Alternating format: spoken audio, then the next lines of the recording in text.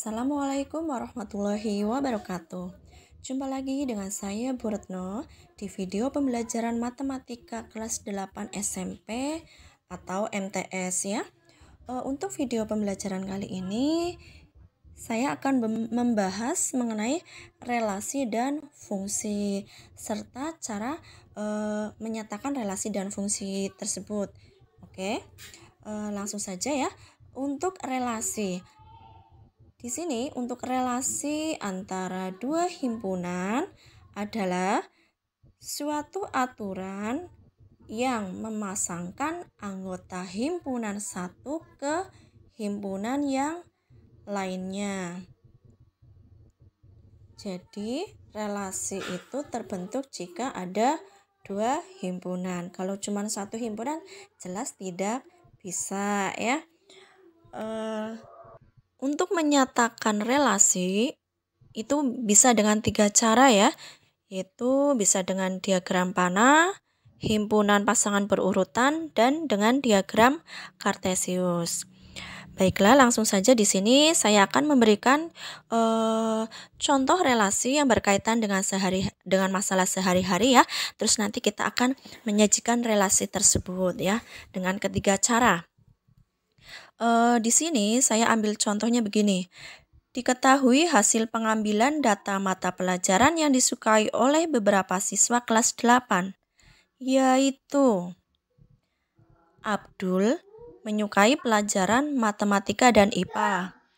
Budi menyukai pelajaran IPA, IPS, kesenian.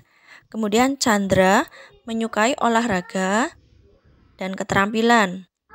Lalu si Dini menyukai kesenian dan bahasa Inggris. Kemudian yang terakhir ini ada si Elok. Elok menyukai matematika, IPA, dan keterampilan. Nah, relasi dalam permasalahan ini adalah relasi pelajaran yang disukai oleh anak kelas 8.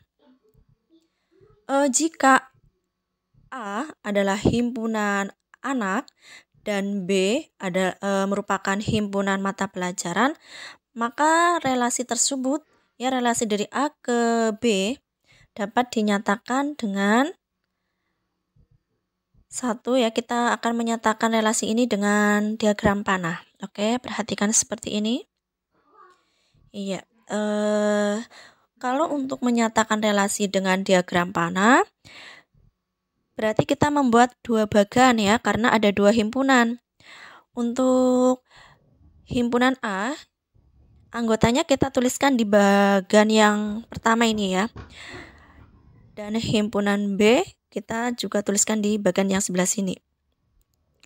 Anggota dari himpunan A dituliskan semuanya, ada Abdul, Budi, Chandra, Dini, Elok ya.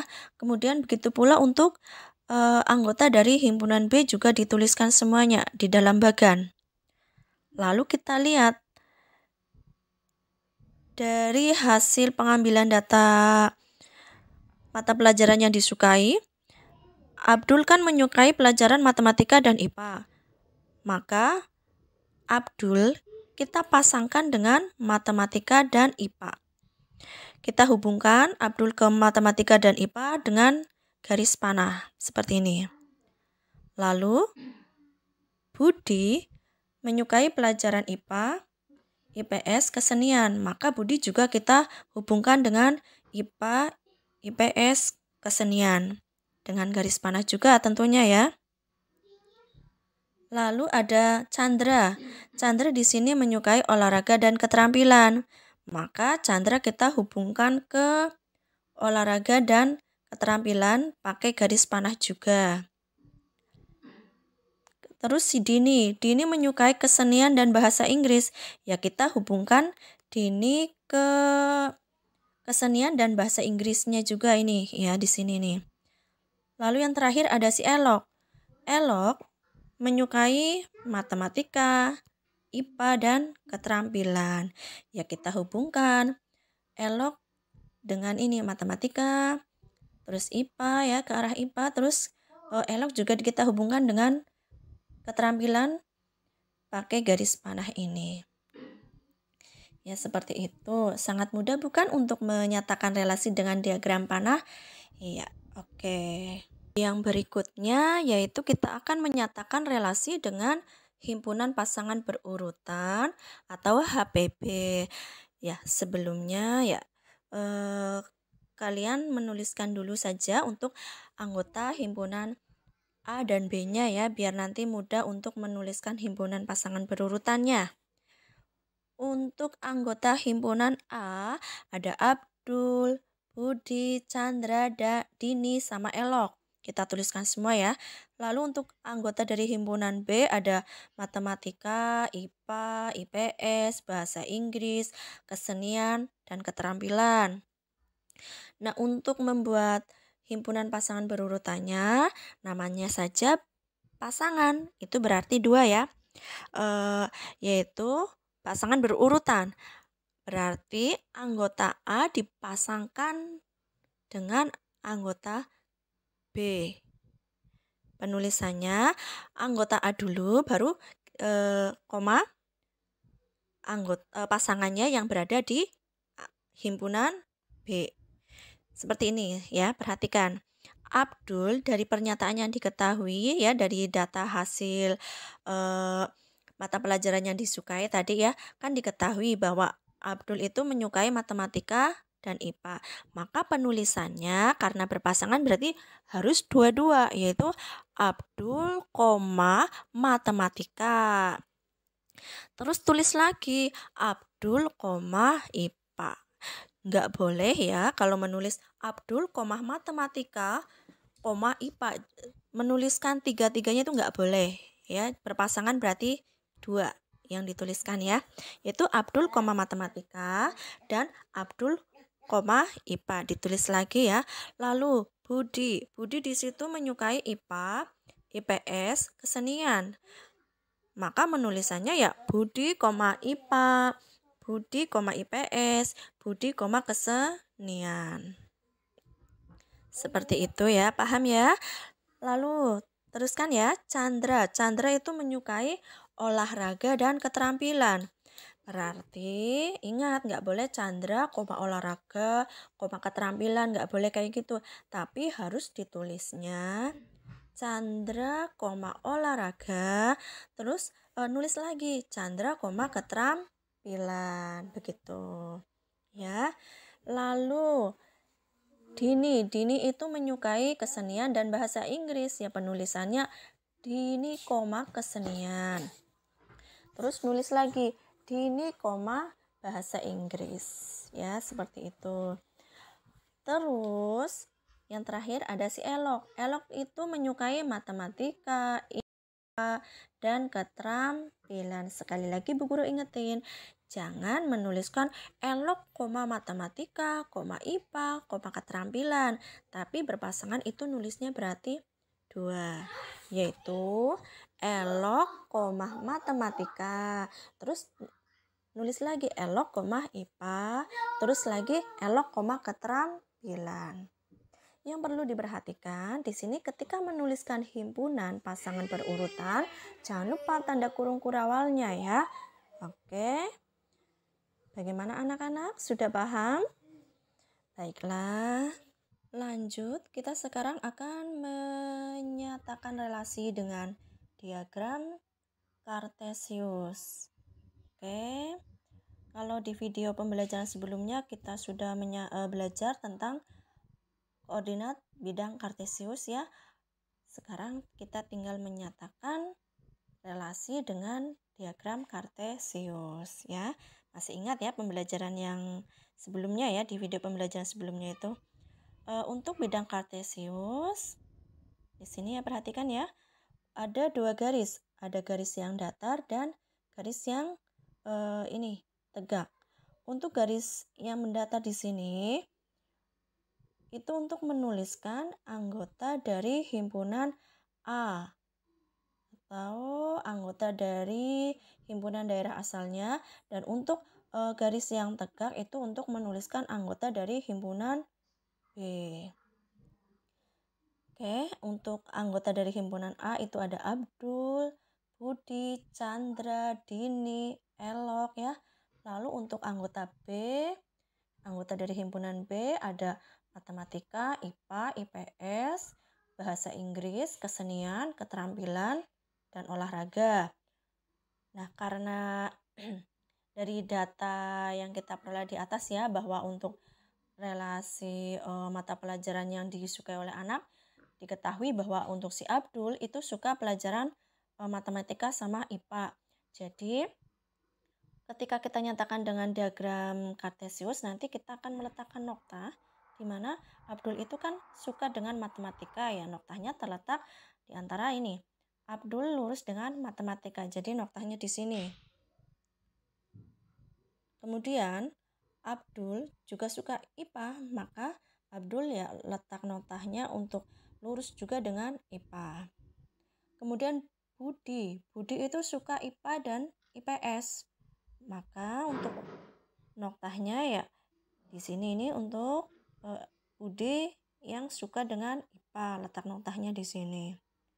Kalau Budi suka IPS, berarti noktanya ya di sini, lurus juga dengan IPS ya. Kemudian selain IPA dan IPS, Budi juga suka kesenian. Oke, maka noktanya di sini ya, yaitu lurus dengan kesenian ya, seperti itu. Lanjut untuk si Chandra. Chandra itu suka olahraga dan keterampilan ya. Untuk Chandra yang suka keterampilan, letak noktanya di sini ya. Noktanya itu lurus dengan keterampilan ya untuk si Chandra, dan juga untuk Chandra yang suka olahraga, letak noktanya di sini. Kemudian si Dini, ada Dini di sini. Dini itu suka bahasa Inggris dan kesenian. Untuk Dini yang suka bahasa Inggris, maka letak noktanya di sini ya, lurus juga dengan bahasa Inggris. Lalu untuk Dini yang suka kesenian, letak noktanya di sini ya, lurus juga dengan kesenian. Terus untuk terakhir itu ada si Elok. Elok itu suka matematika, IPA, dan keterampilan. Maka untuk Elok yang suka matematika, letak noktanya di sini. Ya, ini untuk nokta ini untuk menandai di mana Elok itu suka pelajaran matematika.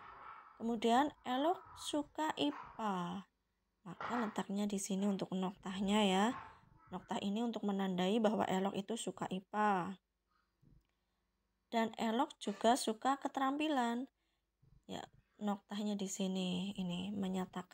Nokta ini menyatakan bahwa si Elok itu suka pelajaran keterampilan. Ya, anak-anak, seperti ini ya cara untuk menyatakan relasi dengan diagram Kartesius.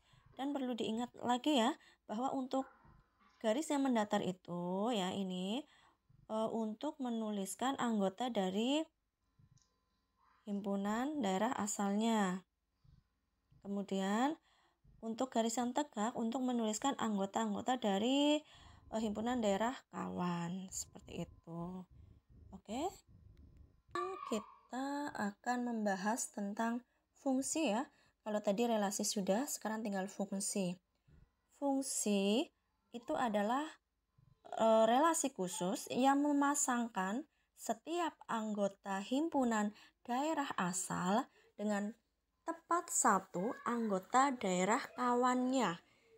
Jadi, sebuah relasi dikatakan sebagai fungsi jika ya setiap anggota dari himpunan daerah asalnya itu mempunyai pasangan, dan pasangannya itu hanya satu dengan anggota daerah kawannya, tidak boleh lebih dari satu.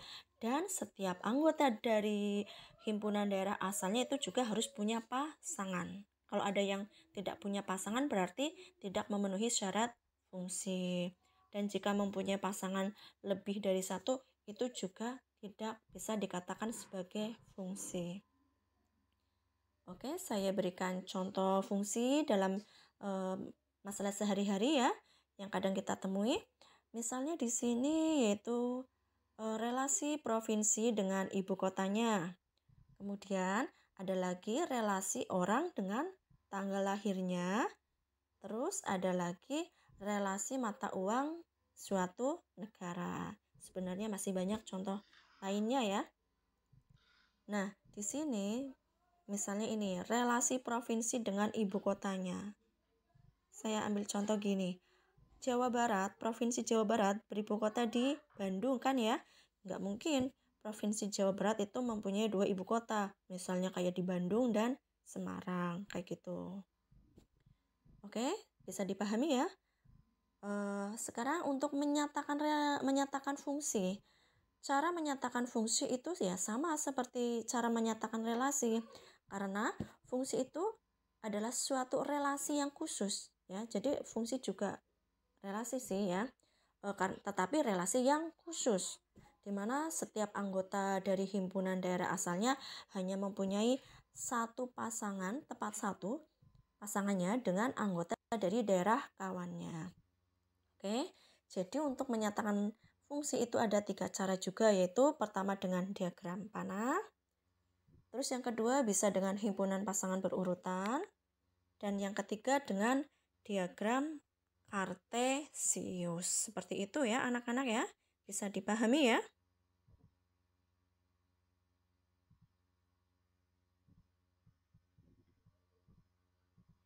Iya, saya berikan contoh soal fungsi yang lainnya ya. Perhatikan di sini, diketahui himpunan P anggotanya adalah 1, 2, 3, 4, 5. Dan Q anggotanya adalah 1, 2, 3, 4, 5, 6, 7, 8, 9, 10. Nyatakan relasi setengah dari himpunan P ke himpunan Q dengan diagram panah. Jadi nanti kita cukup menyatakan relasi setengah dari himpunan P ke Q dengan diagram panah. Ya, seperti ini. Oke, relasi dari P ke himpunan Q itu kan setengahnya. Cara mencari pasangannya bagaimana? Kita lihat untuk setiap anggota dari himpunan P seperti ini 1. 1 itu setengahnya dari berapa? Di anggota himpunan Q. Oh, 1 itu adalah setengahnya dari 2. Maka kita pasangkan 1 dengan 2. Nah, kita hubungkan dengan garis panah antara 1 dan 2. Lalu 2 ini pasangannya dengan berapa? 2 itu setengahnya dari 4 kan ya. Maka 2 kita pasangkan ya dengan cara kita hubungkan 2 dengan 4 ya pakai garis panah ini. Lalu anggota P yang berikutnya itu 3. 3 itu setengahnya dari 6 ya.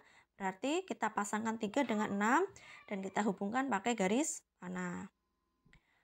4 ya berikutnya yaitu 4 setengahnya dari 8. Berarti kita hubungkan 4 dengan 8 ya. Pakai garis panah juga karena namanya aja diagram panah ya. Terus nomor 5. Untuk anggota berikutnya itu ada 5. 5 itu setengahnya dari 10. Ya kita hubungkan 5 dengan 10 ya. Seperti itu. Kita hubungkan pakai garis panah seperti ini. Ya, ini adalah diagram panah dari relasi setengah dari himpunan P ke himpunan Q. Kayak gitu ya anak-anak ya. Oke, untuk video pembelajaran kali ini saya cukup sampai di sini dulu. Semoga bisa membantu kalian untuk belajar dari rumah dan tetap semangat belajar untuk tingkatkan prestasi kalian. Terima kasih.